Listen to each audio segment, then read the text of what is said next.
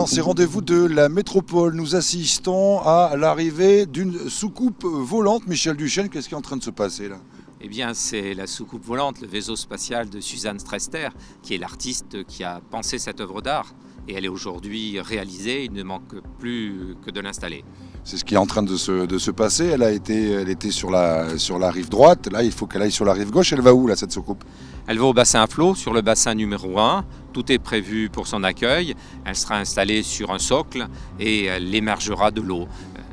Comment se fait-il qu'une œuvre d'art se retrouve comme ça, installée au bassin à flot? Dans quel cadre? Eh bien, depuis plusieurs années, la métropole a développé une commande auprès des artistes, ce qu'on appelle la commande Garonne. Il y avait avant le 1% tramway qui a permis d'installer des œuvres tout au long des lignes de tramway, que ce soit à Talence, à Senon, à Bordeaux, le Lion Bleu de Xavier Villan par exemple à Stalingrad. Et ensuite, la métropole a mis en place ce qu'on appelle la commande Garonne. C'est des œuvres d'art qui se trouvent au plus près de la Garonne, sur les berges de la Garonne. Suzanne Strester a réalisé un triptyque, donc 3 œuvres, une qui est déjà installée à Florac, sur l'observatoire, une deuxième œuvre qui va être installée au bassin à flot, sur le bassin numéro 1, une troisième qui sera installée à la Bâtite, qui s'intitule Le Puits et qui fait référence là aussi à l'œuvre de Jacques Ellul.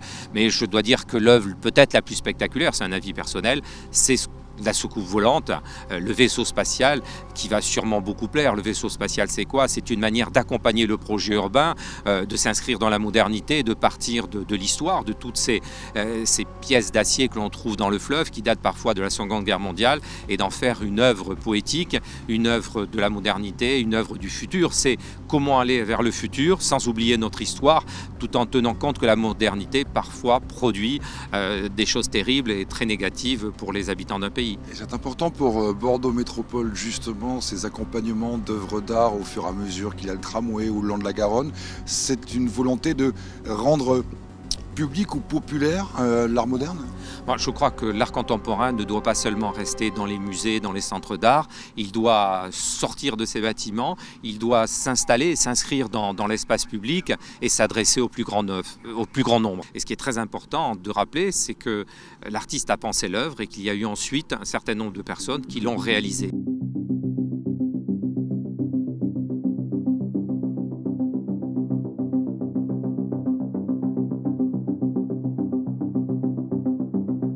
Et je suis maintenant avec l'architecte de cette soucoupe volante, Éric Troussicot. Qu'est-ce que ça vous fait là, de la voir arriver sur site? Je ne cache pas que c'est un peu émouvant.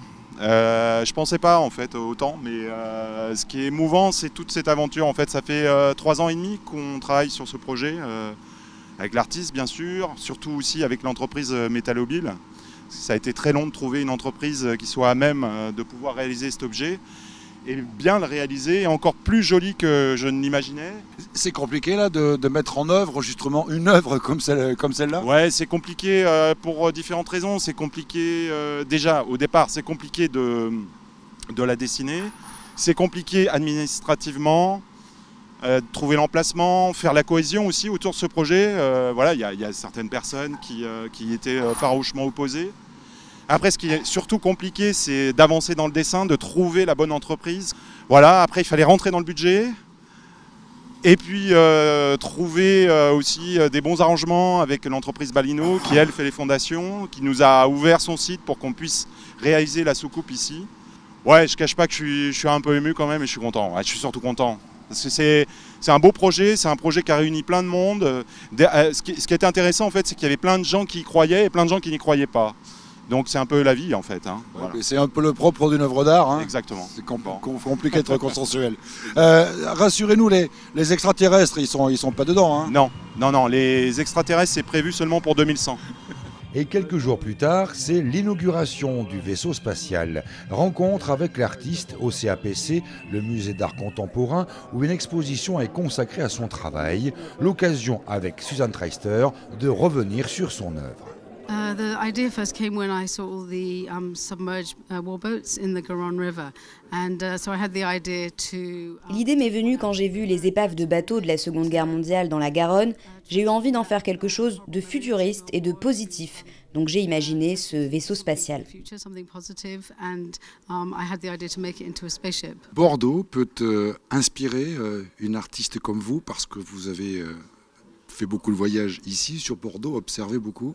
Est-ce que l'agglomération bordelaise vous a inspiré? Oui, c'est une très belle ville et le contraste entre la ville d'aujourd'hui et les vestiges de la Seconde Guerre mondiale m'ont vraiment inspiré. Je suis même allée voir les bunkers à Soulac. J'ai senti que cette période était encore très présente pour beaucoup de gens en France, tout comme l'architecture néoclassique.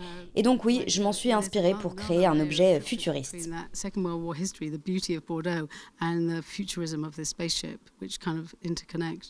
C'est important qu'une agglomération, qu'une ville passe une commande publique à un artiste en disant en plus, je ne veux pas que ce soit forcément une œuvre d'art classique, mais un petit peu corrosive. C'est bien l'importance de la commande publique pour l'art contemporain. C'est incroyable cette richesse artistique à Bordeaux. Les commandes publiques permettent de voir bien sûr émerger des projets intelligents, profonds et parfois même politiques.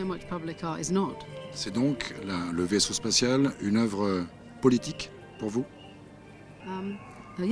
Oui, bien sûr que c'est une œuvre politique, que ce soit de manière apparente ou sous-jacente, c'est une œuvre politique.